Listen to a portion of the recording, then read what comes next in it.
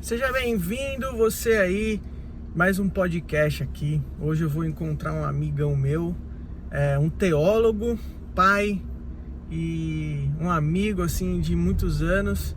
A gente vai bater um papo hoje bem bacana aqui, o Jefferson. A gente tá chegando na casa dele aqui, a gente vai buscar ele um domingão de manhã e vai ser muito bacana assim ter esse tempo com ele aí. Acho que você vai aprender bastante, então fica aí, a gente vai falar muita coisa bacana e espero edificar a sua vida com esse vídeo, tá? Se você gostar, não esquece de compartilhar e a gente tá junto aí, a gente vai falar de um monte de coisa legal, assim, do que o Jefferson viveu, as transições que ele viveu na vida dele, como pai, como teólogo, como amigo, enfim, vai ser um papo muito bom. Fica aí que vai ser da hora.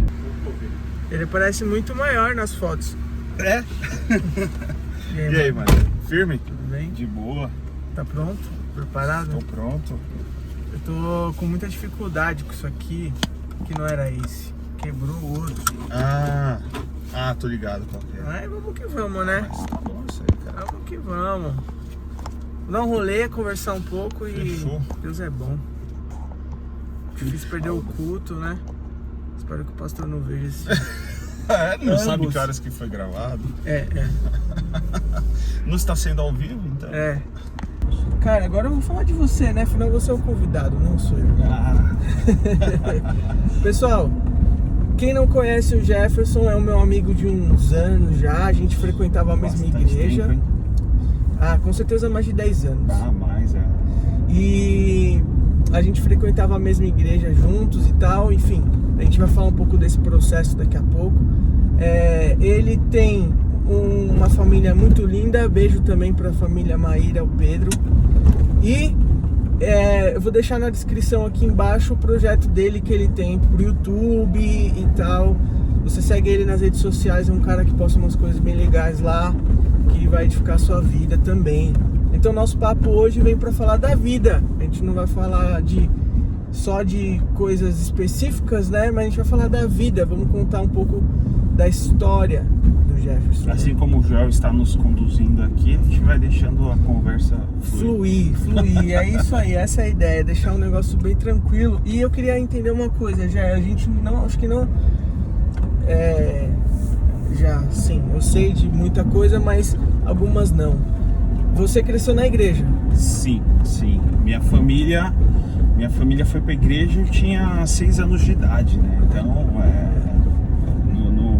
eu não tenho muitas memórias desse período pré-igreja, né? Fora da igreja, antes da conversão. É muito novinho, né? Cara, agora eu tenho... As memórias, elas começam a ser formadas dentro do ambiente eclesiástico. Aí eu tenho diversas memórias, né? Do tanto, tipo, que eu gostava de ir pra igreja, pra encontrar os amigos na salinha, brincar, trocar ideia, comer os lanchinhos lá da igreja. Que tipo de igreja? Mano, era assembleiona, era fogo puro, tio. Reteté do manto profético. É que assim, lá dos tempos atrás, essa questão do profético não era tão em alta igual é hoje, né? Pelo menos não no ambiente onde eu estava. Ali era mais a questão de cura, libertação. Era um ambiente bem pentecostal clássico. Tinha bastante vigília? Mano, tinha no monte, velho. Ixi, subi inúmeras vezes, as folhinhas acendendo. Os gravetos acendendo, gravetinhos, cara, igual irmãzinha voando, velho. Me explica, não sei que. Os irmãos macaco, né? Não sei como, brother. A irmãzinha do coque com o saião. A irmãzinha subiu um monte de saião, velho. Não o Luiz, mas o saião mesmo. E, velho, rolava umas piruetas doidas lá que, mano, assim, eu não consigo explicar o que acontecia.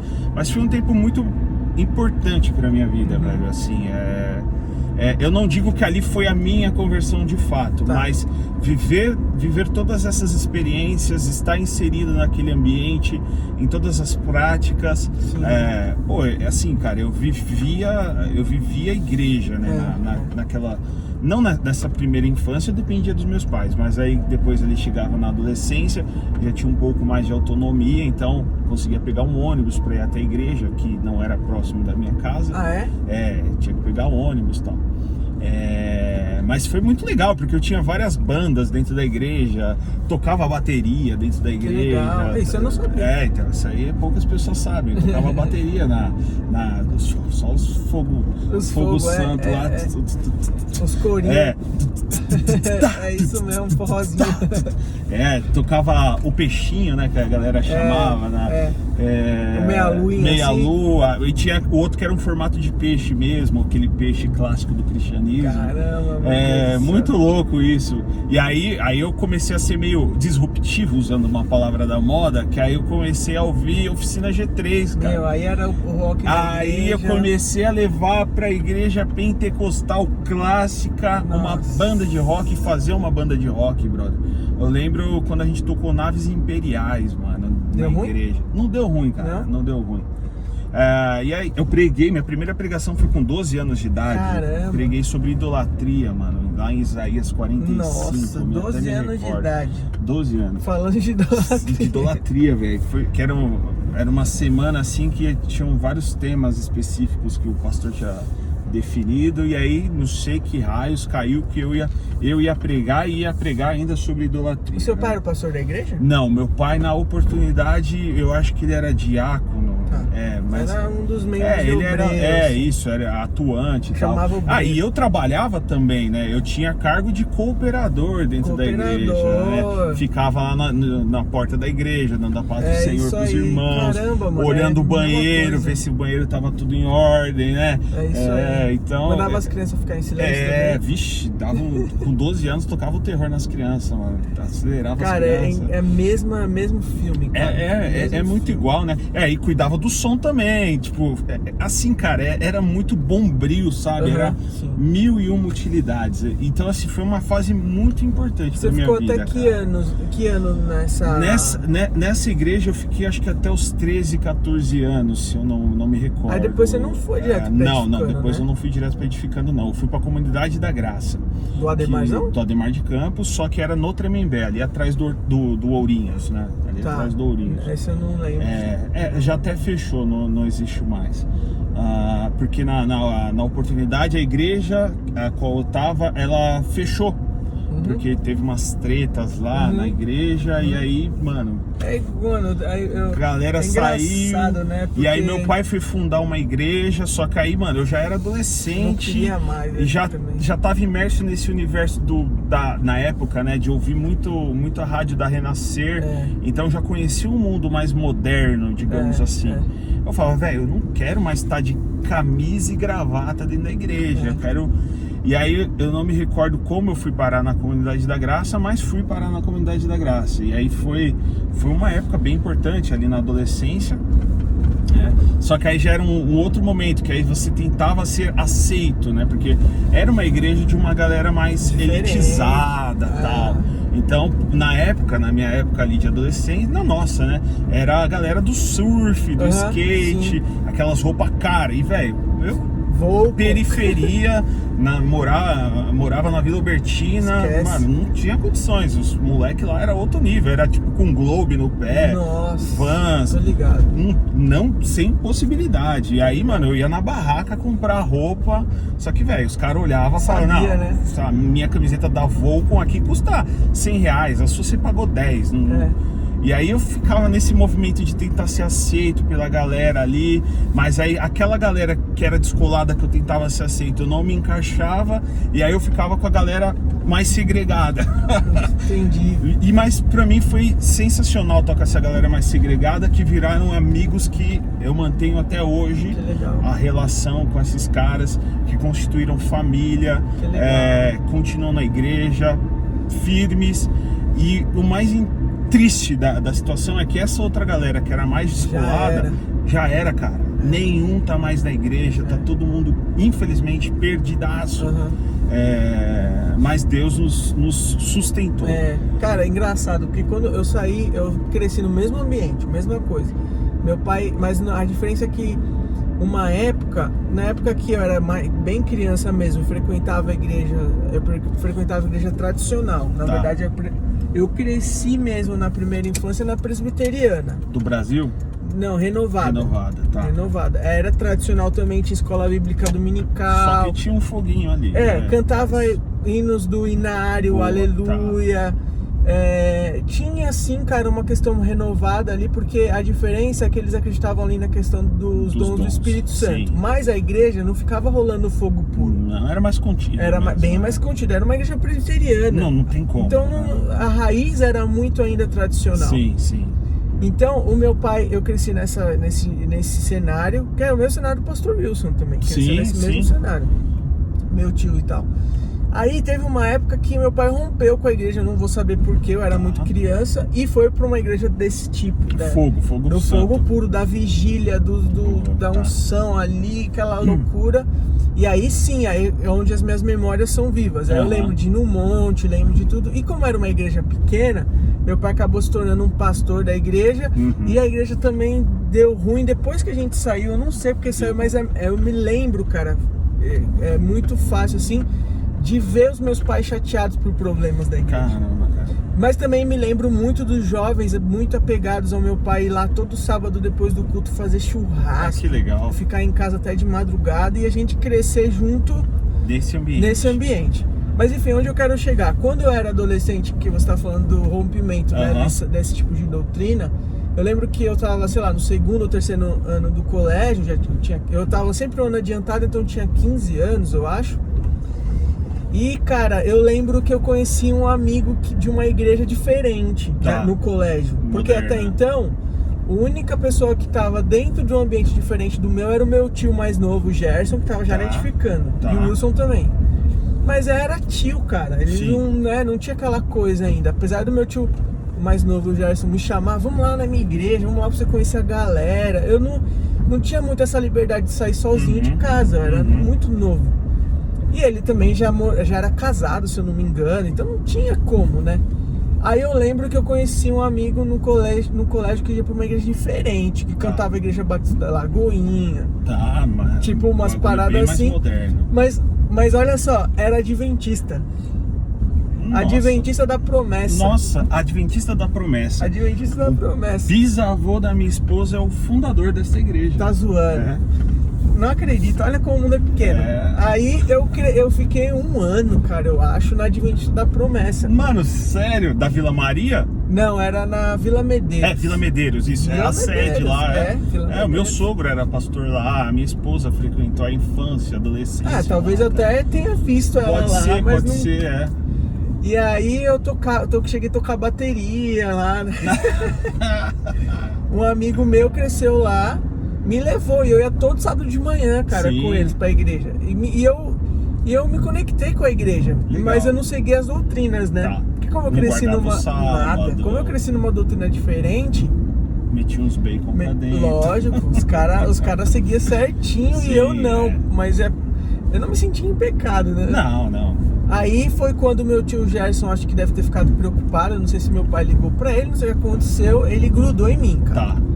Aí ele me levou pra Edificando, que é onde eu tô até hoje. Aí eu cheguei com mais ou menos 16 anos, eu acho. Não vão lá. 16 anos. E aí foi quando eu comecei a construir uma história diferente.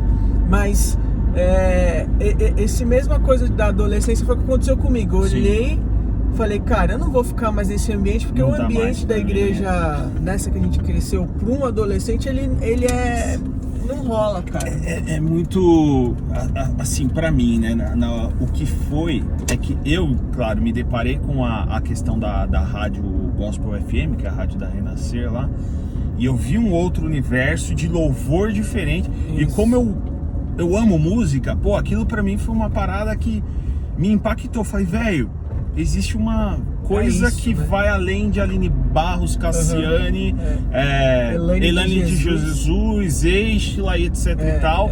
Tem um universo que ama Jesus, que fala de Deus. Negócio de rock. E, velho, né? Metal Nobre, Virtude, Cartes Banéia, Resgate, Oficina, pá.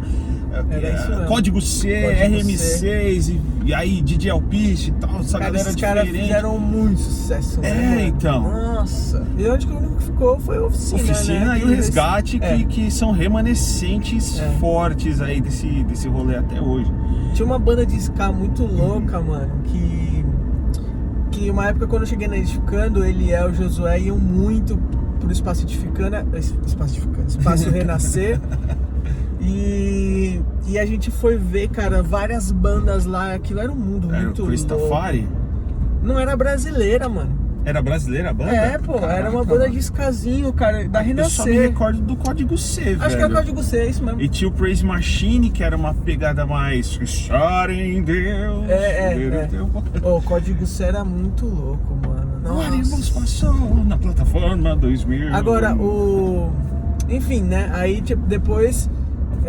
esse mundo foi o que me cativou também. Sim, Porque como eu tava nesse ambiente da igreja adventista, e não tinha esse negócio do cuidado ali, de você orientar e tal. Mano, eu escutava muita música que não era cristã. Tá. E na época, os meus tios, hoje em dia isso se dissipou muito, mas na época tinha muito esse negócio de você separar o sagrado do profano, Então eu ficava escutando lá uns guitarristas malucos, Joey Satriani, não sei o que, escutava muito Dream Theater, tá ligado? E o meu tio, como era roqueiro, falou, mano, esse moleque tá no mau caminho. Tá desvirtuado. E aí, louco, cara, que eu lembro que ele me deu um CD do Resgate. Tá.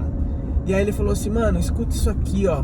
Aí ele me deu um CD do Resgate e falou, para de escutar essas coisas que você tá escutando aí. Satanás.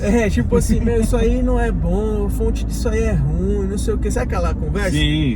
Aí eu falei, pô... Só que é engraçado que agora eu não escuto mais essas coisas e ele escuta. Aí eu fiquei zoando ele outro dia, eu falei, pô tio, como você vê, o mundo é louco, né? Você chegou na minha casa lá todo pá, me dando um CDzinho do Resgate, detonando as minhas músicas. E agora você tá aí. Ó. Ouvindo ouvindo coisa boa. Como é aquela banda do cara que morreu lá? Audioslave? Audioslave. Mano, eu entrei no carro outro dia, ele ouvindo Audioslave, ouvindo aquele Aerosmith, eu falei, mano, o que tá acontecendo com você?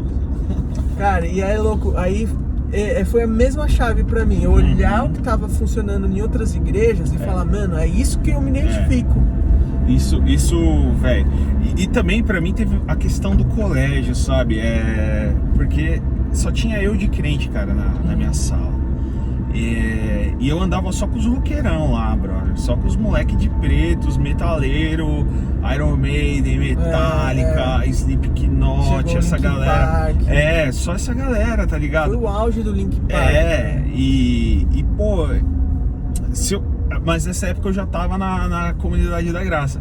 E mesmo assim, eu tinha uma dificuldade absurda de dialogar, cara. Eu era o crente chato. Já tava numa igreja mais moderna, mas esse feeling pra fazer o diálogo com o não crente, eu não tinha, cara.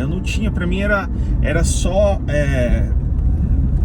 despejar sobre eles uma pá de regras, sabe? Tipo, vocês precisam engolir isso, que você tá ouvindo é do Satanás, você vai pro inferno, rock é do diabo, você tem que ouvir um rock que é gospel, que aí é o rock que vai funcionar. Sim. Assim, era uma mentalidade, claro. Na época eu não tinha nenhuma condição intelectual de fazer esse filtro. Nem instrução da própria igreja, não tinha. Hoje em dia as igrejas instruem muito melhor os jovens a evangelizar, a conversar, a dialogar. Fundamental. Mas eu fico pensando, imagina se nessa época eu ainda tivesse na igreja pentecostal lá. Nossa, velho. Isso ia ser um ET, cara. Não, total, cara. Ia ser um ET. E é engraçado você estar falando isso, eu lembrei, cara, que eu, na época do colégio, eu era muito parecido, era muito assim, não tinha essa coisa. E aí eu lembro que tinha um amigo nosso do grupo de amizade, que a gente era em 4. 2 cristãos, que eram eu e esse meu amigo que me levou pra Adventista. Um que era Raimundo, que o cara não tava, mas tava, e um outro que não tava. esse cara que tava meio no meio termo, eu enchia muito o saco dele, cara. Muito, mas assim, muito mesmo. Eu falava, mano, você conhece Jesus e não sei o quê. E é engraçado porque eu era até meio insensível mesmo, meio besta. Radical, né? Essa é a palavra. Radical com o cara. E ele meio que se distanciou de mim. Putz. Mas olha como a vida é, cara. Anos depois, eu retomei o contato com ele. Hoje ele mora no Canadá. Um beijo pro Evandro, se você estiver assistindo aí, Evandro. Ele veio me falar assim, cara, lembra aquela época da escola que você falava isso, aquilo, outro, não sei o que? Teve um determinado tempo da minha vida que aquilo me martelou e na verdade aquilo frutificou anos depois. Boa, que legal. Mas eu não fiz na verdade nessa intenção real, assim. Eu tava, sei lá. Você tava sendo... Você tava usando as munições que você tinha, né, cara? E é doido isso, né? Mas aí, tipo assim, você vê, deu fruto depois, Deus fez algo novo na vida do cara. O Espírito fez da forma dele, do jeito dele, no tempo dele. Você foi só um instrumento ali pra realizar. E hoje eles estão morando no Canadá, ele e o irmão dele, estão implantando uma igreja lá. Pô, que legal. De brasileiros, pra brasileiros. Top. E tá bem, cara. Casou, tá vivendo um cristianismo saudável, que legal, assim. Um cristianismo real. Muito legal, muito legal. Mas e quando chegou a questão de você... Porque quando a gente se conheceu, você começou a fazer teologia, certo? Um pouco tempo depois, né? Porque eu cheguei na Edificando, eu tava com 17 para 18 anos. Foi 2006, 2007 ali, foi isso aí, 2007, cara, acho que foi em abril de 2007 que eu cheguei na Edificando num evento de Páscoa que tava rolando. Eu fui estudar teologia em 2013 só, foi em 2013 que eu fui pra faculdade, foi um tempo depois. Você fez outras antes, né? Eu fiz design gráfico em 2006, 2006, isso aí, comecei. Você terminou design gráfico e foi fazer teologia. Um período depois, que foi um curso, o design gráfico foi tecnólogo, então eram 2 anos só, sim. Ainda fiquei um tempo ali pra fazer a teologia. E aí, assim, essa chegada na Edificando também foi outro marco na minha vida, porque ali foi de fato a minha conversão, cara. Porque até então era mais o aspecto do oba-oba, sabe? Na adolescência ali e tal. Acostumou na igreja, então acostumou, ficar na igreja, né? Só que chegando lá, pra mim, foi a minha conversão mesmo, onde Cristo me pegou ali, velho. Cristo me pegou, porque até então eu achava que eu tivesse pego ele. Mas aí foi lá que ele me pegou de fato. E aí eu falei, pô, ali eu virei crente. Aí comecei a desenvolver ali diversos trabalhos com os adolescentes, liderando célula e tudo mais. Então foi um momento marcante para mim, tanto pela conversão quanto por esse desenvolvimento ministerial, a convicção da vocação a qual Deus me deu, nasceu ali, cara. Foi fruto desse momento. Claro que existem os ônus disso tudo, que para mim, hoje, fazendo uma leitura, eu vivi uma fase pessoal muito legalista, cara, digamos assim. Por quê?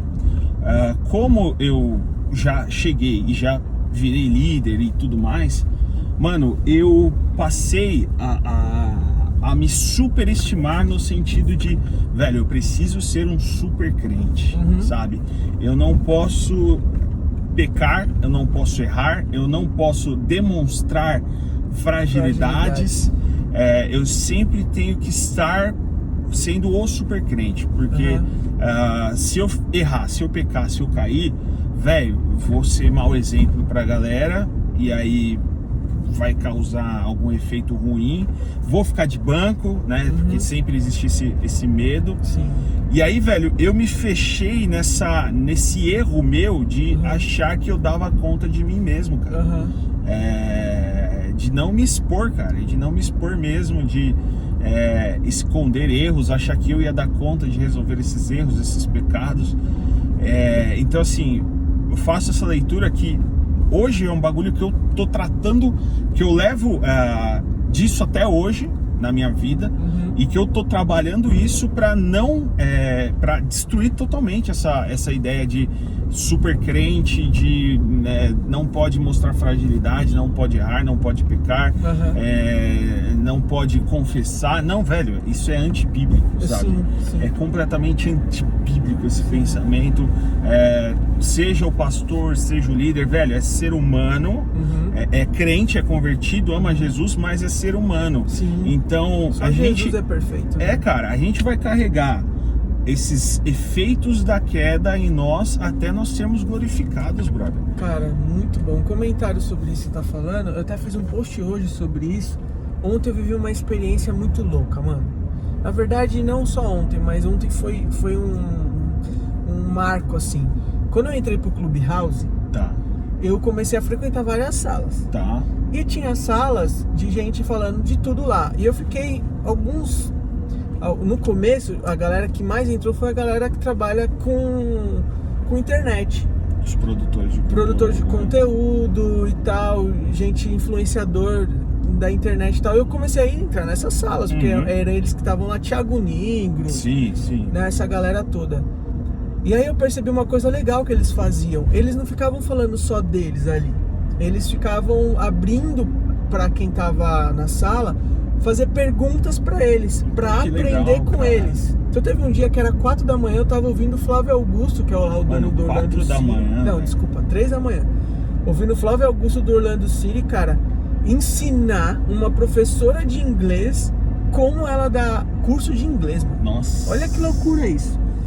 Eu saí dali nessa sala com várias anotações, cara, de coisas pra minha vida. Vários insights brutos. Enfim, aí eu entrava em sala de pastores famosos, que eles começaram a chegar, obviamente. Mano, só eles falavam. E só eles falavam deles, das experiências, aquela politicagem de um falar do outro. Caramba. Aí comecei a ficar meio assim, ai, que saco, os crentes não estão entendendo. Velho. Os crente fazendo bagulho edificante, abençoador.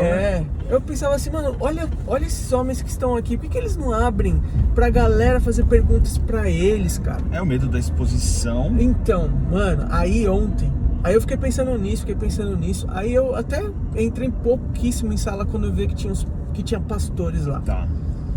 Cara, eu entrei ontem numa sala, do nada. As crianças foram dormir, a Simone também foi tomar banho. Aí eu falei, vou ver o que tá rolando no Clubhouse.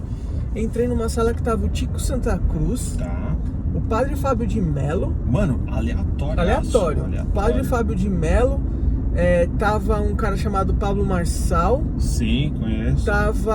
É ex-pastor ele. É ex-pastor? Ex-pastor. Aí tava o que mais tava lá? Mano, famoso assim.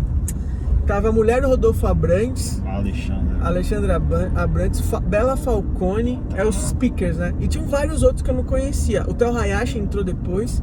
Mano, o Tico Santa Cruz e o Padre Fábio de Mello abrindo a vida deles num nível, cara, da galera abrir às vezes o microfone e falar, gente, eu tô chorando aqui do que vocês estão falando, da vulnerabilidade de vocês, mano. Fantástico. Aí os caras começaram a evangelizar o Tico Santa Cruz, mano. Aí o Theo Hayashi entrou e falou, cara, eu tô impressionado como que a minha visão sobre vocês estava errada. Mano, o Padre Fábio de Mello falar que ele quase se suicidou, mano.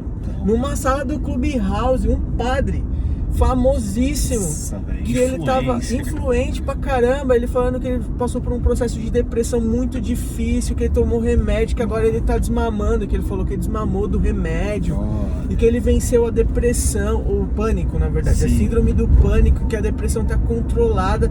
Cara, na hora que eu vi aquilo tudo, aquele monte de gente, inclusive cristãos, falarem sobre vulnerabilidade, aí o Danilo Gentili entrou. E ele falou uma coisa que pra mim matou, e eu fiz um post sobre isso hoje. Ele falou assim, tô aqui impressionado com essa sala, vendo o quanto que vocês estão falando sobre a vida de vocês, eu tô aprendendo muito sobre isso. Aí ele falou uma frase que ele falou assim, cara, a Bíblia foi feita, escrita, para mostrar as vulnerabilidades do homem. Exato. E o quanto que o homem é vulnerável. Você vê quase todo... Deus soberano, misericordioso, que age sobre esse homem miserável. E aí ele falou Nossa. assim, é aí que ele falou, cara, eu falei, mano, é isso. Ele falou quase todos, ele falou todos, né, mas não são todos. Todos os personagens bíblicos você consegue encontrar uma fragilidade dele lá. Eu sei que tem alguns que a Bíblia não deixa claro essa fragilidade. Tipo, Noé, você não encontra Noé questionar alguma coisa, mas você vai encontrar, cara, Jonas, você vai encontrar o apóstolo Paulo, mano, Davi, velho, Davi. Mano, o cara falou, o cara tá lá, escancarado. Vários outros. Aí naquilo na hora me falou assim, mano, é isso, cara. A gente, na verdade, que é o que você falou, paga de super crente. E dentro dos relacionamentos entre os cristãos, os líderes cristãos, pastores cristãos, os caras têm medo de mostrarem suas dificuldades, defeitos e vulnerabilidades, achando que a pessoa que está vindo atrás, ouvindo ele, não vai mais acreditar, né? Ele não vai mais dar crédito para ele, vai se decepcionar. Vai falar, mano, Deus não é bom o suficiente, não é poderoso o Olha suficiente. só, se o pastor peca, se esse cara tem essa dificuldade, meu Deus, quem sou eu, né? Mas na verdade o efeito é o contrário, cara. Tanto que o Theo Hayashi lá falou assim, ó, eu vou te chamar no direct aí, Tico, não sei o que, pra gente um dia almoçar juntos. Aí eu falei, mano, olha que muito louco, velho. Que rolê aleatório, mas que terminou sendo fantástico, fantástico. brother. Aí eu fiz um post hoje sobre isso. Eu falo, cara, a gente não pode ter medo de ser vulnerável. O supercrente não existe, cara. Jamais. Não existe. Então, é até pior. Você cria nas pessoas uma ideia de que a perfeição existe e o cara vê que ele não vai chegar nunca naquele nível, ele vai falar assim, ele mano... vai se frustrar, velho. Vai se frustrar. Vai falar, esse rolê não é pra mim. Porque assim é muito inatingível essas metas que as pessoas impõem, esse estilo de vida que as pessoas impõem. É claro que aqui a gente também não tá falando que o cristianismo é uma coisa frouxa. Não, não é isso. Sim. O cristianismo, ele é radical. Ele é radical. Sim. Porém, o cristianismo, ele é Deus olhando para o ser humano que ele conhece, que ele manja, que ele sabe muito bem e falando, ser humano, tá bom, você tá seguindo esse rumo aqui, você tá seguindo esse caminho, porém, eu sou o criador de vocês, eu sei como é que vocês precisam viver da forma correta, a forma de vocês viverem é essa. Sim. Não é inatingível, isso, né? Sim. Não é um bagulho que vocês não vão conseguir realizar. Vocês contam com o poder do Espírito Santo para viverem de acordo com aquilo que eu espero de vocês. Ou seja, não é algo impossível de ser realizado. Então, assim, é radical nesse aspecto. Então, o cristianismo não é frouxo. Mas no meio do processo a gente vai viver... dias bons, dias ruins. Exatamente, não existe só dias bons, cara. E a gente não é perfeito, a gente vai cair, a gente vai... Mas a grande questão é perceber que a gente não levanta sem Deus, né? E a gente cai, meu. Não tem jeito. Tem dia que você não quer, tem dia que você peca mesmo, porque você escorregou ali, cara. E aí é engraçado, porque isso que você falou é muito real, cara. Eu vejo muito real no mundo entre os cristãos, principalmente os relevantes, o quanto que os caras não conectam com as pessoas porque eles simplesmente se escondem atrás das vulnerabilidades. E a internet também vem para colaborar com isso, porque dificilmente você fala das suas dificuldades ali. Mano, tem um cara que eu sigo, não sei se você conhece, tal, ele não é crente, não é nada, ele é um influenciador, chama Joel J. Ele foi nadador da seleção brasileira de natação, né? Tá. E aí, cara, ele o que ele vende na internet? Ele vende você ser uma pessoa produtiva. Tá. Então, ele ensina as pessoas a conseguirem ter uma rotina produtiva, fazer exercício físico. Ele fala sobre motivação, uma basicamente. Vida saudável. Isso, vida saudável. Mano, e várias vezes eu vejo vídeos e posts dele contando algumas derrotas. Mesmo agora nesse auge dele, que ele tá num auge, ele tem muitos seguidores e tal. E ele fala, gente, hoje eu não quis acordar às 5 da manhã pra treinar. E eu não ia treinar, eu não ia. Aí ele falando, né? Eu não ia treinar porque eu não queria, porque eu tava cansado, eu não tava me sentindo bem, eu tava com preguiça. Aí eu fui na cozinha fazer a mamadeira do meu filho e eu vi o meu shorts de corrida. Aí eu botei o shorts de corrida. Aí ele voltou a dormir e eu falei, vou só andar. Aí ele fala que, enfim, ele vai contando uma história que ele não queria fazer uma parada, mas ele acabou até fazendo, mas ele não queria. E esse negócio dele contar que ele não queria é libertador pra quem tá ouvindo ele. Cara. Porque eu várias vezes quis viver uma vida nessa pegada e eu não conseguia. Aí eu falava, mano, esses caras são super deuses, velho, você tá louco. Eu não sei como esses caras conseguem. E aí quando você escuta o cara falar que um dia ele não quis, ele não conseguiu, você se conecta ainda mais com ele. E é isso que eu acho que falta, não só para pastores, né? Eu não quero falar só de pastores, porque parece que a gente vai ficar... Isso pra cristandade, né? Isso, pro cristão como um todo, para um pai de família, né? Para um cara que é um cristão comum, que não exerce às vezes cargo nenhum numa igreja, mas dentro dos relacionamentos dele, as pessoas esperam isso. Eu acho que isso conta muito, cara. A nossa cultura, a cultura brasileira, ela olha pro crente como alguém assim, né? O cara é perfeito, o cara não pode fumar, beber, não pode falar palavrão, não pode se irar, ele não pode errar. Então aí, às vezes o cara, ele entra numa de que assim, cara, eu tenho que honrar com esse estereótipo, né? Porque isso é um fato. Se você tá num ambiente secular e você levantar a mão e falou que você é cristão, os olhares vão ser de observação. Mano, vamos esperar esse cara escorregar. E, mano, sabe que tem uma parada que é muito louca nisso tudo? E aí eu não falo do aspecto internet, mas do aspecto igreja, da comunidade mesmo. Que eu acho que é uma coisa fundamental para a comunidade de fé, tá nesse ponto da vulnerabilidade. Por quê? Nós, como comunidade, nós precisamos viver os relacionamentos. Porém, esses relacionamentos, eles não podem ser relacionamentos impositivos e institucionalizados. De tipo, eu preciso caminhar com o Joel porque eu estou com o Joel na célula, caminhando com ele. Então eu preciso caminhar com ele porque ele foi colocado ali sobre a minha vida. Então terminou sendo uma coisa mais institucional. Os relacionamentos, eles precisam ser orgânicos, eles precisam nascer, eles precisam crescer, tomar uma forma, serem naturais, né? Naturais, totalmente naturais. E onde existe um ponto de partida muito grande para que esses relacionamentos sejam orgânicos, está nas vulnerabilidades, né? De tipo, o Joel chegou e expôs pra mim a vulnerabilidade dele. Poxa, eu me identifiquei com aquilo. Eu falei, mano, eu não preciso ter medo de me expor também. Eu não preciso esconder as minhas falhas. Eu não preciso esconder os meus pecados. Eu não preciso me esconder. Eu posso ser quem eu sou. E tá nesse movimento de você ser quem você é, de nascer os relacionamentos orgânicos. E que é fundamental para uma vida cristã saudável, para uma comunidade de fé saudável, para relacionamentos de discipulado saudável, precisa nascer desse rolê orgânico, cara. Porque senão fica naquela pegada assim de tipo, foi institucionalizada a parada. Essa semana eu me estressei com o meu trabalho.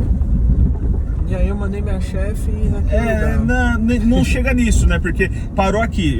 Quando é institucionalizado. Entendi. Eu me estressei com o meu trabalho. Acabou.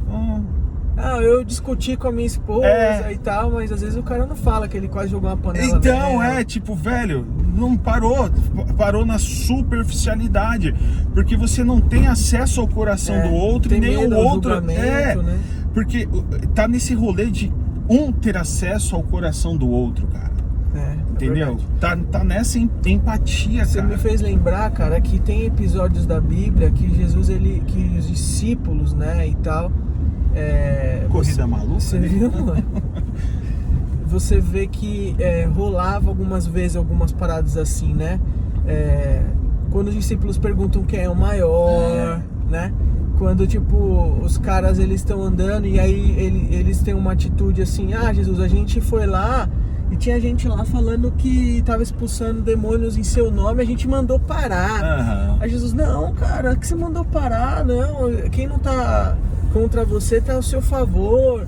Você vai ver, né, quando... ai, caramba. Quando é a multiplicação dos pães e dos peixes, os caras vêm, então, Jesus, a gente não vai conseguir alimentar todo mundo, porque não temos comida o suficiente. Então, dentro do ambiente de caminhada de Jesus com os 12, você encontra pontos assim no coração dos caras, né? Os caras ficaram dormindo enquanto Jesus estava orando. A gente chega lá: meu, vocês estão dormindo, cara, meu Deus do céu, vocês não conseguem estar junto, né, por algum tempo. Então, é engraçado, agora que a gente tá falando disso, você começa a ver isso na palavra, né? Você vê os relacionamentos ali, você percebe que tinha pontos assim. Talvez tinham vários outros que não foram relatados, mas com certeza tiveram, né?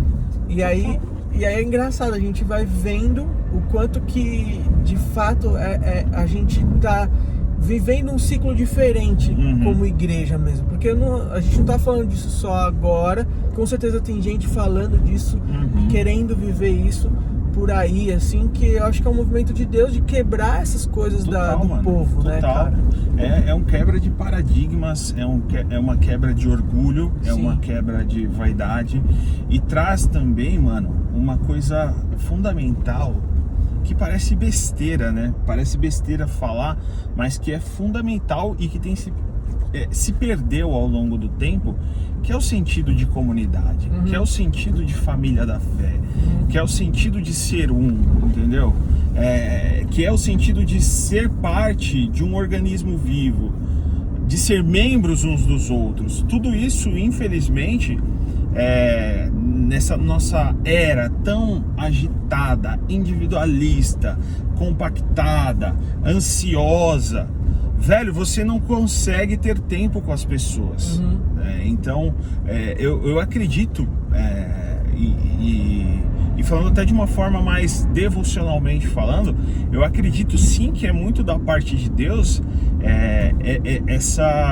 esse intento do momento da gente retornar a essa ideia da comunidade de fé, cara, a essa ideia de ser membros uns dos outros, de ser... Opa, eu abri aqui sem querer, gostei, esbarrei aqui, falhas. Dessa caminhada orgânica, cara, uns com os outros, a gente precisa disso, cara. Eu vejo muitas igrejas falar disso, pastores mesmo pregar disso, se exporem nas suas pregações, assim. Vi uma vez o Jonas Madureira falando, cara, sobre ele, algumas coisas. Cara, que legal, meu. O cara é famoso já. Sim, o cara claro. abriu o coração assim pra sua igreja local, meu, que bonito e tal. Você vê sim gente fazer. E aí é uma quebra mesmo, acho que até pra união do corpo como um todo, né? Sim, cara, é fundamental isso, cara, porque a gente precisa, né, mano? A gente precisa ser aquele organismo que é diferente do agente que tá aí fora. Se a parada lá fora tá falando que, mano, você tem que ser mais individualista, você tem que ser mais focado só no seu e, mano... Porque a internet é isso. É isso, cara. É tipo jogos de vaidades, de ego e tudo mais. É o maior, que é mais não é perfeito, só mais feliz. O mais influente, o mais pá da parada. Livre de problemas. A igreja tem que ser a resposta, o antídoto pra isso. E falar, não, pera, não. Sim. O maior no reino dos céus é aquele que serve o próximo. O maior no reino dos céus é aquele que lava o pé do outro, velho. Pô, essa fala de Cristo é fundamental, cara. É fundamental. Ô, Jesus, mano, não. Vem aqui que eu vou lavar os pés de vocês. Não, Jesus, é você, Jesus. Não, mas eu tô fazendo... Pedro, cala a boca. Pedro, cala a boca, eu tô fazendo isso aqui para deixar para vocês como exemplo, para que vocês façam. Então lava tudo, Jesus, né? Pedro sendo 880, lava tudo, Jesus. Cara, você vê como é. Isso aí é um ponto de vulnerabilidade. Total, né? Cara. Porque o que Jesus tá fazendo ali? Jesus, ele tá se colocando no lugar daquele servo que era o mais baixo dos servos. A classe que lavava os pés, que até dentro dos escravos existiam as classes, o cara que lavava os pés era o mais baixo dos escravos. E aí você imagina, isso é uma utopia, cara, tão grande, porque é como se Jesus, é como se o Billy Graham, vamos falar isso, o Billy Graham chegasse para os seus pastores ou discípulos, sei lá quem ele tinha, a sua rede de apoio, sua rede de apoio cara, e se colocasse no mesmo nível, que na verdade é o mesmo nível. É o mesmo nível. Mas as pessoas não criam essas hierarquias, né? Isso é uma coisa do humano, eu acho. O cara total, vai criando a hierarquia. Mas dentro do reino de Deus não tem isso, assim. É engraçado isso, cara. Doido isso. Mas enfim, eu queria fazer uma pergunta que a gente não falou disso nunca, eu acho. Tá. Que assim, quando você começou a estudar a teologia, acho que já pro final, né? E é legal até a gente falar o que aconteceu para quem tá aí do outro lado também, talvez se viver uma mesma situação, conseguir aprender com você, assim. Que você viveu uma crise, não viveu? Total, cara. Total. Que aí até, quem não sabe, eu já falei isso aqui, o Jefferson saiu da nossa igreja porque não se identificava mais com a doutrina, né? Sim. Da igreja. E foi um processo bem difícil, né, cara? Foi. Eu acompanhei esse processo. Assim, na verdade, cara, eu falo que todo mundo que conhece a fé reformada, ele vive uma fase da jaula, né? Que é aquela fase que você tá arisco, que é instituta na cabeça, que é sola fide, sola gracia, que você vai e pula todas as solas do mundo para cima da galera e se aproximam, você quer morder. Eu vivi essa fase, infelizmente, e para mim causou danos, né? Causaram danos. Eu acredito que não necessariamente esses danos eles foram feitos no meu momento de saída, porque a saída foi em paz, mas foi tudo o pós-saída, toda aquele disse, não disse, aquelas conversas paralelas, tudo isso, isso terminou causando ruídos e cenários ruins que, graças a Deus, eu consegui retornar, conversar com as pessoas, pedir perdão, olhar no olho e tal. Graças a Deus deu certo, mas que não precisaria ter acontecido.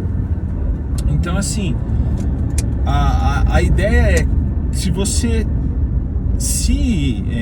encontrar com a fé reformada e você não estiver no ambiente reformado, é que, mano,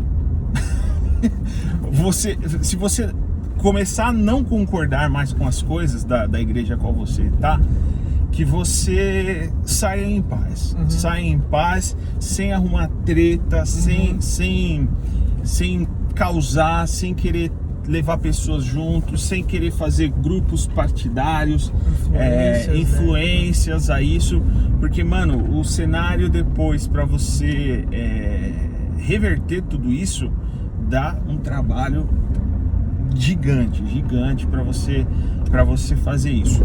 Então, assim, começou a não concordar, cara, avalia se realmente essas não concordâncias elas têm fundamentos de fato, ou se é só o oba-oba que você está vivendo ali do seu encontro com a reforma.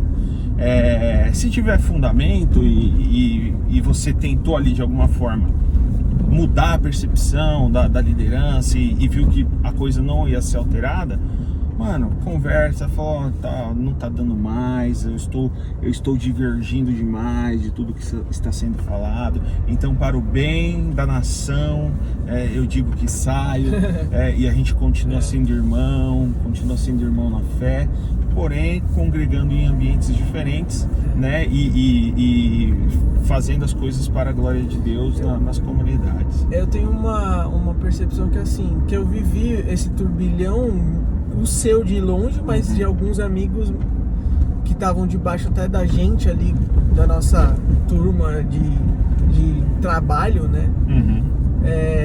Mais intenso, assim. E eu identifiquei uma coisa, que quando você não consegue mais, quando você se identifica com uma linha de teologia, de pensamento teológico, como essas, né, entre a reformada e a não reformada, vamos dizer assim, né? É como se o palmeirense estivesse na torcida do Corinthians. É água e vinho. Velho, não mistura, você fica deslocado. E aí o que é pior é que o coração começa a ficar amargo, né? Total. Porque, cara, pra mim, começou a ser um bagulho muito danoso. Porque assim, eu ia para as reuniões, para os cultos. Na época eu liderava uma célula e cara, era amargo, igual você falou, era muito amargo tudo aquilo.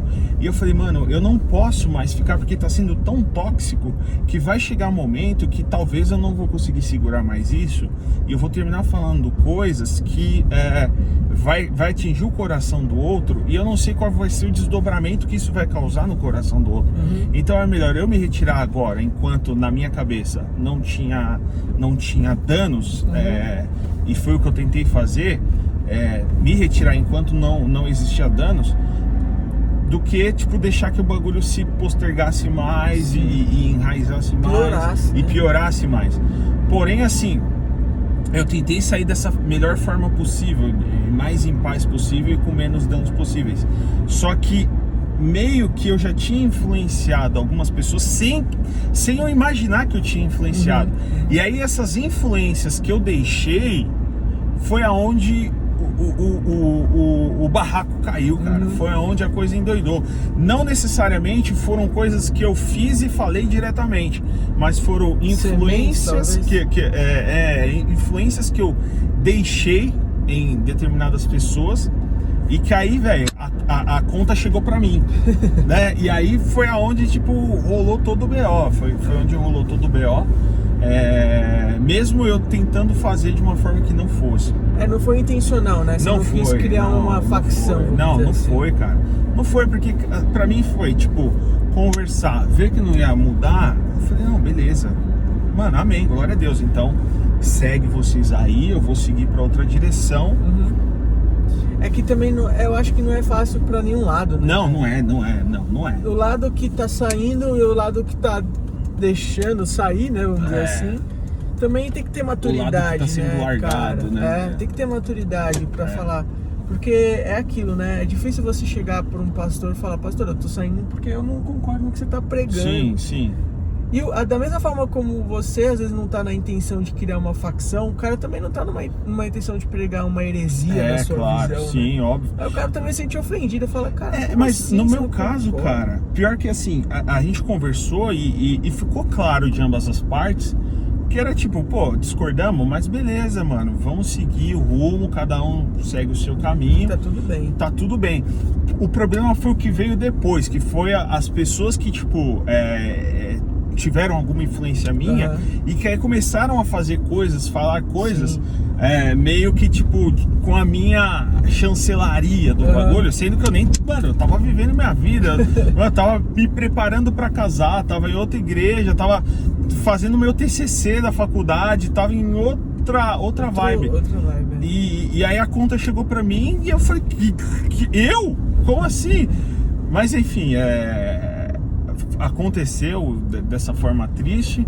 Graças a Deus, depois eu consegui sentar com as pessoas envolvidas em todas essas chateações e tudo mais. Não queimar pontes, né? E a gente sentou, pediu perdão, falei, perdão. É engraçado porque assim, eu queria trazer esse assunto porque assim, cada vez mais a gente vê gente que tem dificuldade de ficar conectada num lugar, né? Então assim, eu vejo às vezes, cara, respostas, né, de pastores na internet. Várias vezes o cara fala, pastor, eu quero ser da minha igreja por isso, por aquilo. Porque pintaram a igreja de preto, mano. Desculpa, então, você vê algumas coisas que são imaturas. Que o cara fala, não, você não precisa sair da sua igreja por causa disso, né? E você também, mas você também vê absurdos, né? Casos de pastores que adulteram e continuam lá, ou que passa pano pra alguém e tal. Então você percebe de tudo. Sim. Mas o grande ponto é que nesse papo é interessante avaliar o coração, né? Porque teve um ou outro que sai, uma outra pessoa que sai dentro de um ambiente mais assim, vamos dizer, não sai em paz, vamos dizer assim. Mas tem aqueles que saem em paz, cara. Tipo, a gente tá aqui agora, tá conversando, somos de igrejas totalmente diferentes e ainda tá tudo certo. Agora, tem cara que não, que tipo, não tô falando só de pessoas que eu conheço, eu realmente não quebrei relacionamento com ninguém, mas eu sei que existem por aí as pessoas que saem e ficam falando mal e cria o coração fica tão amargo que cria uma resistência contra a igreja. Muito, cara. E um monte de gente acaba se desviando, um monte de gente acaba se decepcionando com a galera e tal. E pra mim, a grande questão é que, assim, por que eu queria trazer o assunto? Porque, assim, a grande questão a gente não pode deixar o nosso coração chegar num nível que você simplesmente vira um desigrejado, cara. Não pode. Porque o que as pessoas estão pregando por aí, inclusive gente influente, fala que você não precisa mais congregar. E aí as pessoas que têm o coração amargo, que você chega a um ponto de seu coração ficar amargo em relação à igreja, que seu coração fique amargo em relação ao evangelho, em relação a Jesus. E aí você não quer mais ir em lugar nenhum. Não quer mais, mas não existe pessoas perfeitas e aí não existe igreja perfeita, né? Não existe. A igreja é composta por pessoas, né? A igreja são pessoas. E pessoas aí, com cara, problemas, né? A gente fala na teologia, a gente tem dois termos que a gente fala, que é a igreja militante e a igreja exultada, a igreja glorificada. Velho, a gente tá na igreja militante, sabe? Essa igreja aqui, a que nós estamos vivendo na Terra, é a igreja militante, a igreja que tá passando por perrengue, a igreja que tá passando por perseguição, por erros, por vaidades, por falhas, mas continua sendo a igreja de Jesus, continua sendo a igreja de Jesus, amada e sustentada por Cristo. E a igreja glorificada é a igreja perfeita, que é aquela que vai dar glória, né? Dependendo da sua percepção escatológica, a igreja que está lá agora vivendo já com Jesus, acordados e exultantes com Cristo, lá na igreja glorificada. Mas essa aqui, a igreja deste plano, né, é a igreja militante, cara. Então é a igreja que está sujeita aos efeitos da queda, mais uma vez falando, que vai passar pelos perrengues, cara. Vai passar. E aí eu fico assim, sempre preocupado com esse movimento que cada vez maior, porque eu conheço pessoas que saíram da igreja da qual eu faço parte hoje, mas não se conectam em nenhuma e não estão querem. Perdidos, né? Não querem se conectar em igreja nenhuma. E aí, tipo assim, eu acho que isso é um problema, porque você acaba tendo cada vez mais um evangelho frágil no país, né? De pessoas que acabam se decepcionando com a igreja e a gente acaba vivendo esse problema das pessoas não serem mais relevantes, a gente não viver mais nada um evangelho bem assim, tipo, sabe? Bem superficial. Superficial.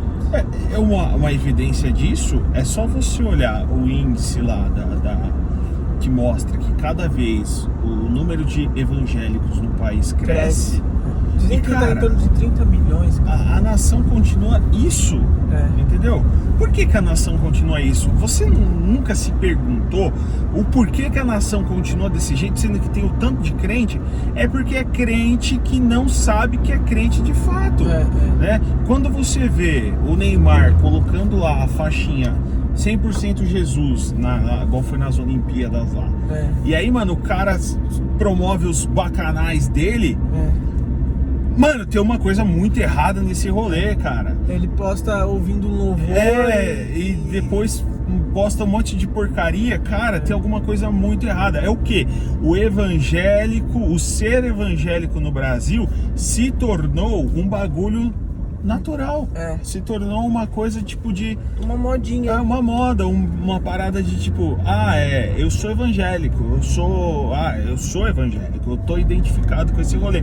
Mas a pessoa não sabe o que é de fato ser evangélico, não sabe de fato o que é ser cristã, não vive aquilo que é de fato o evangelho, mas fala da boca pra fora. Ou seja, o evangelho na vida da pessoa não passa de um amuleto, não passa de um negócio pra tipo, ficar bem, eu vou na igreja pra agradecer, eu vou na igreja pra pedir, pra me sentir bem e tal. Não, mano, não! O evangelho não é isso, a igreja não é só para isso, entendeu?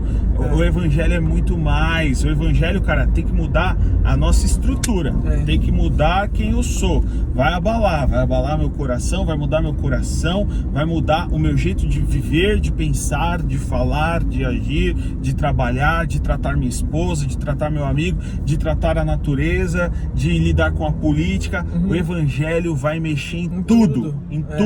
Não é só na nossa vida espiritual que o evangelho mexe, não.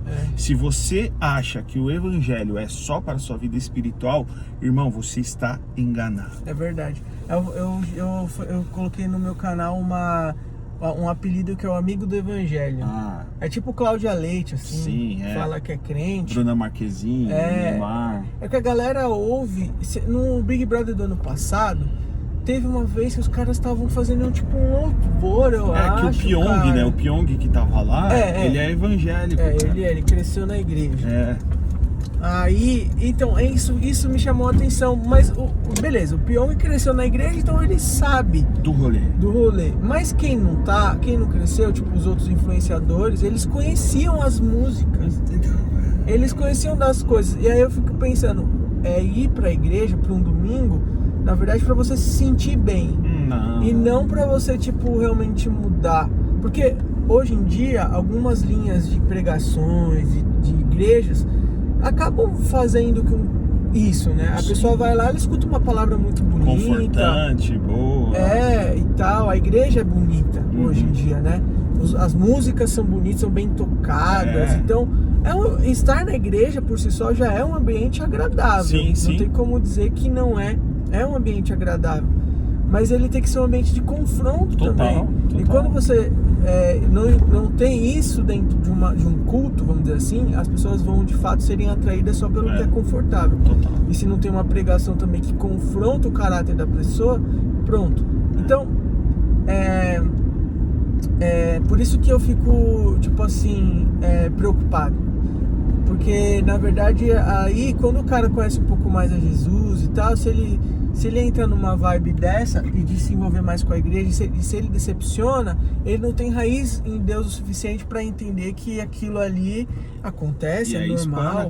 Espana. Aí vira um bando de gente que, tipo, conhece a Bíblia superficialmente e dá mau testemunho. Conhece pontos da Bíblia, né? Conhece partes da Bíblia, conhece Deus de uma forma superficial. E não vai ficar, cara. Não vai ficar. Eu sigo aquele pastor Anderson Silva, sabe quem é? Sim. Tatuado lá. Aí ele sempre fala assim: vivemos dias sombrios na igreja brasileira. Ele fala isso. E eu tenho a concordar, porque muitas vezes a gente vai ver cada vez mais pessoas que se declaram cristãs, mas que no fundo o cara não conhece nada de Jesus. Porque, cara, Nada, a partir do nada. momento que o evangelho, que é o cristianismo, que Jesus, ele não traz um impacto estrutural, radical na sua vida, você vai viver a sua vida conforme você quer, ou então moldar a sua vida conforme outras visões de mundo, conforme outras cosmovisões. A partir do momento que você é cristão, o que vai tanger e vai reger a sua vida é a sua cosmovisão cristã. O que é a cosmovisão cristã? É a forma de você enxergar e interpretar toda a realidade a partir da Bíblia, a partir dos ensinamentos de Cristo, a partir do Evangelho. Sim. Então, assim, você vai olhar para o todo e vai falar, mano, como que eu vou ser agora um melhor funcionário a partir de uma perspectiva cristã? Como que eu vou ser um melhor marido, um melhor pai, um melhor empreendedor, um melhor jogador de futebol, um melhor médico, uma melhor faxineira, um melhor segurança, um melhor policial, a partir do Evangelho de Jesus Cristo? Sim. Porque é isso que agora vai reger a minha vida, cara. Entendeu? Como é que eu vou me posicionar politicamente a partir do Evangelho de Jesus e não a partir do progressismo ou do conservadorismo? É claro que você pode ter uma preferência, mas o que vai tanger da forma profunda a sua vida deve ser a Bíblia, cara. Deve ser a Bíblia, deve ser o cristianismo, né? Mas para isso você precisa conhecer essa tal Bíblia. Você precisa conhecer o cristianismo e saber quais são as implicações que isso traz de forma prática e verdadeira para a sua vida. Sim. Porque senão você fala, não, pô, legal, eu tô indo na igreja de segunda a sexta, de sábado e domingo, eu sou aqui crente, mas chegou de segunda a sexta, é uma outra coisa que vai reger a minha vida, é uma outra coisa que vai reger o como eu trabalho, como eu educo meu filho, o como eu faço as minhas coisas, como eu sou marido, como eu sou amigo, como eu sou filho. É outra coisa que vai reger, mas não vai ser o Evangelho, não vai ser a Bíblia. Não dá para fazer essa separação. Ou você é integralmente cristão e o que rege a sua vida de forma integral é Jesus por meio da sua palavra, ou então, irmão, você está sendo alguma coisa híbrida e que em qualquer momento esse outro Deus, esse outro Senhor vai exigir um sacrifício seu. E muito provavelmente o sacrifício que ele vai exigir vai ser da sua fé cristã. E aí? É porque é frágil, né? É frágil. E aí, tipo, a gente vai ver gente que não consegue ser forte no momento de sofrimento, no momento de indagação e tal. Porque Deus me ama e eu tô aqui com essa enfermidade, Deus me ama, eu tô desempregado. Se Deus é bom, por que tá acontecendo isso comigo? Não dá. Porque o que? Foi alguma coisa que ele foi instruído e que é um anseio também do seu coração, de que não pode sofrer. O Paul Washer, ele fala um bagulho que é fantástico. Ele fala assim, que esses falsos mestres que estão nos púlpitos pregando, e eu tô aqui até contextualizando, na internet pregando também, eles são uma resposta aos anseios dos corações das pessoas. Porque se o coração das pessoas não estivessem ansiando por tanta benevolências, tantos benefícios, tantas coisas maravilhosas e boas, não teria gente pregando não teria esses falsos mestres lá enchendo os ouvidos dela daquilo que elas querem ouvir. Porque não é isso, cara. O chamado do crente é para pregar o que? A palavra de Deus, com fidelidade, com honestidade, com sinceridade, mas é a palavra de Deus, velho. É aquilo que a gente precisa ouvir e não o que a gente quer ouvir. Porque, mano, se você quiser só ouvir coisas boas, você vai encontrar só coisas boas e que vão amaciar o seu ego, o seu coração, a sua vaidade. Vai dar injeção de ânimo, e eu não estou dizendo que a Bíblia não possa ser isso e que ela não faz isso. Ela nos dá injeção de ânimo, claro, mas não é só isso, entendeu? Não é só isso, porque isso é vaidade, velho. Isso é vaidade. Tem um pregador fantástico que eu gosto muito, que é o Emílio Goffarolo Neto. Ele acabou de lançar um livro chamado Filtro Solar, que é um livro que ele é uma exposição de Eclesiastes, né? filtro solar porque é tudo que está embaixo do sol. Todas essas vaidades que a gente vive. E o que é que nos impede de ser queimado de todas essas vaidades? É a palavra de Deus. Uau, que legal. É a palavra de Deus, é o nosso filtro solar, porque senão, velho, a gente vai viver queimado com essas vaidades, cara. Eu até tenho um post engatilhado pra fazer na internet, que é assim, existe sim, cara, muita gente por aí ruim, que Existe, tá pregando o que não deve, que tá só arrebanhando pessoas por benefício próprio e tal. Tem pastores que estão realmente falando e fazendo besteira, a gente vê muitos escândalos. Mas a gente vê muita gente, cara, tem muita gente, pela graça de Deus, que ama Jesus, que é boa naquilo que é boa, que tipo prega realmente algo que é o evangelho e tal, que eu chamei de remanescentes, né? A resistência, né? A resistência. Eu tava até falando com um amigo meu ontem disso. Eu falei, cara, existe uma resistência aí.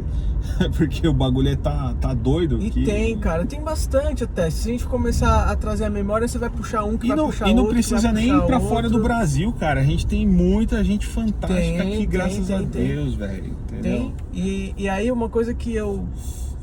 Esse cara bateu. Uma coisa que eu fico pensando, Jé, pra mim é uma dificuldade às vezes isso, assim. Parece que não, mas é. De não entrar nessa também, na hora de... Porque agora eu tô querendo postar, fazendo vídeo, publicando muito conteúdo e eu não quero... E eu fico sempre assim, cara, eu quero ser eu. Claro. Mas eu não quero também, cara, ficar falando groselha. Eu não quero groselhar só pra ganhar seguidor, só pra, tipo, impactar, assim, positivamente as pessoas. Groselha atrás, hein, mano? Groselha atrás, gente. Se você é groselheiro, você vê Pablo Marçal, né? Nossa, mano. Então, tipo, conforme você leva um evangelho contemporâneo, você acaba atraindo as pessoas porque as pessoas querem, né? Querem mudar. O evangelho muda mesmo a vida das pessoas. E as pessoas querem mudança. Só que é uma coisa que eu fiquei pensando assim, ó. O evangelho não é você ganhar na loteria, que você ganhou aquela herança e você agora tá rico e tá imune a qualquer tipo de problema. E eu não quero, cara, não quero. Eu fico sempre questionando quando eu vou falar, pensar, postar, falando, será que eu tô sendo groselheiro? Às vezes eu acho que isso até me impede algumas vezes de fazer algumas coisas. Assim, mas... a minha análise sobre o que você posta não é groselha, é coisas que precisam ser postadas. Não é o que as pessoas querem ouvir, entendeu? Então assim, cara, você não vai ter um ministério de sucesso na rede social, João. Eu não vou ter um ministério de sucesso, entendeu? A gente não vai ter ministério de sucesso na rede social porque, velho, a gente tá indo numa pegada contra disso. Então assim, mas glória a Deus, cara. Eu não quero ter ministério de sucesso. Imagino que você também não quer ter ministério de sucesso. É impacto. Entendeu? Sucesso é diferente de impacto. Porque não é a nossa vibe, cara. Não o cristianismo não é pra isso. O cristianismo não é pra dar sucesso pra ninguém. Toda a glória do cristianismo é para Cristo Jesus. Não é nossa, cara. Não é nossa, entendeu? Quem somos nós? Somos apenas servos. Sim. Somos servos, velho. Somos servos apenas. Então assim, a gente não precisa de nada. O que nós temos de mais valioso, nós já temos. Que é Cristo. Que é Cristo em nós. Isso é o mais valioso que nós temos. Esse é o nosso sucesso. O nosso sucesso é ter Cristo em nós. Quando eu vi um monte de influenciadores, inclusive cristãos, empresários, cara. Tem um cara que eu sigo, o cara mora em Minas Gerais, sei lá onde é. E o cara, ele é um cristão normal, mas ele não é pastor, não é nada, ele é só um cristão rico. Sim. E ele tem muito seguidor e tal, porque as pessoas, na verdade, seguem ele porque querem aprender a ficarem ricas que nem ele. É aquele maluco de óculos? Kaiser. Novinho, não é? Que ele é branquinho, usa óculos, cabelo curto, né? O nome dele é Kaiser. Eu acho que é esse. Anda de avião. Eu acho que eu sei quem é esse maluco. Enfim, aí eu tava vendo que ele fez um evento no Allianz. Nossa. 3 dias seguidos, lotados os eventos.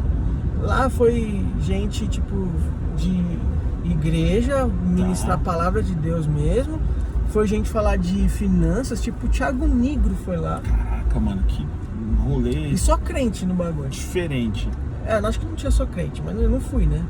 E, cara, aí eu tava vendo esse movimento, aí eu falei assim, e outros influenciadores também, gente cristã e tal. Eu tava vendo esse movimento, aí eu falei assim, cara, sabe uma coisa que eu fico pensando assim, esse cara eu não vejo ele falar groselha, né? Então. Os outros eu até vejo, mas ele especificamente eu não vejo. Mas eu fiquei pensando assim, se um cara como ele é usado por Deus para trazer impacto na vida de outras pessoas, eu não posso me calar. Eu não posso me calar, porque o que você falou é legal. A grande questão pra mim não é ficar famoso, Sim. é gerar impacto. É eu receber um direct, que ontem eu recebi um direct de um cara, mano. O cara falou assim, mano, esse seu post que você acabou de fazer, que era 7 sinais de um fariseu em mim, olha só. Não é uma coisa muito... Exato. não é uma coisa muito... O cara falou, cara, isso falou muito comigo, mano. Aí eu falei, é o impacto que... E eu falei pra ele, cara, antes de eu postar, Deus falou comigo. Eu tava fazendo um devocional e Deus falou comigo. Então, eu não falo ali em cima de um pedestal. Eu falo porque eu também me vejo assim. Tá no rolê. Tô no rolê dessa questão toda. Então, o grande ponto que eu fico pensando é que quem Deus deu um dom de fala, de ensino, de comunicação, que não é todo mundo, né? Essas pessoas não podem se calar e deixar que os outros estejam fazendo barulho. Porque se a gente não fala, vão falar, cara. Exatamente. Outros que têm uma mensagem que parece ser uma mensagem boa, mas no fim das contas não é, os caras não vão se calar, velho. Eles estão lá falando, E assim, e como as pessoas estão sedentas por... As pessoas estão sedentas por um destino, por um propósito, por algo. Cara, elas vão encontrando um monte de gente, um monte de coisa, cara. E a gente tem que estar ali mostrando também a nossa verdade, né? E aí o cara vai te encontrar, pode ser que ele seja curado de algo que ele ouviu de outra pessoa. Exato, é o contraponto. As pessoas hoje, elas estão ansiando por encontrar oásis na internet, lugares de refúgio, lugares de conforto, lugares de paz, né? Então assim, que nós sejamos esses lugares de conforto, que não vai ser tão confortável, mas que nós vamos falar aquilo que essas pessoas precisam ouvir. Você sabe que você falou uma coisa agora e eu pensei assim, cara, não é confortável, né, e tudo mais, mas sendo o evangelho poderoso, ele tem esse poder de trazer, mesmo diante de uma palavra dura, né, uma palavra mais que não seja tão docinha quanto as pessoas às vezes estão querendo ou procurando, ela gera doce, né? Ela acaba sendo cura. Se você é filho de fato, brother, que aqui a gente tem filho e tem não filho de Deus. Fato. Dentro da igreja não tem só filho de Deus. Tem gente que tá lá que não é filho e nunca vai ser. Entendeu? Se você é filho de fato, quando vem essa chapuletada de Deus, velho, vai doer seu lombo, vai doer pra caramba, mas depois você vai sentir que aquilo foi o amor do Pai por você, e você entende que você é o filho que recebeu uma correção, que fala assim, mano, eu tava querendo ser um deusinho, eu tava querendo ser um deusinho, porque o ser humano, quando quis ser Deus lá no Éden, zoou o rolê todo, deu ruim total. Então assim, se Deus dá uma chapuletada na gente, brother, é porque a gente tava querendo ser deusinho e não filho. É verdade. Entendeu? Então vai doer, mas a gente vai sentir o amor de Deus vindo naquela correção que Ele trouxe a nós. E aí vai ser bom. Vai ser bom. No fim das contas vai ser bom. Você vai chorar. É igual quando eu corrijo meu filho, cara. Ele chora, ele fica chateado, mas depois, passou um tempo, filho, você entendeu por que você fez? Você vai fazer de novo? Não vou fazer de novo. Corrige, né? É isso, esse é o rolê. O pai ama quem corrige, né? E aí se você não é corrigido, significa que tem algo muito errado. Tem alguma coisa aí que precisa ser revista. É isso aí. Gente, é isso. Jefferson, obrigado. É nóis, cara. Prazer. Tamo junto. E eu vou deixar aqui na descrição o canal do Jefferson, sei lá, se seguir, acompanhar. Eu vi, nóis. eu acho que eu vi quase todos, se não todos, os Coffee Talks. Foi muito legal, vi do Maurício, da Mirella, do Big, do Josué, do Eliel, que pra mim foi, mano, até agora o que eu mais gostei, assim, gostei de todos. Né? Gostei de todos. É que eles têm uma história. Tem uma intimidade. Tem uma intimidade, né? E vi os demais, cara, do Renan?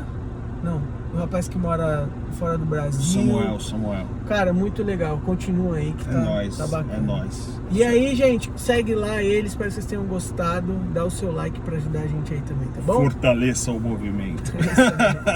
Tamo junto, galera. Valeu! Valeu.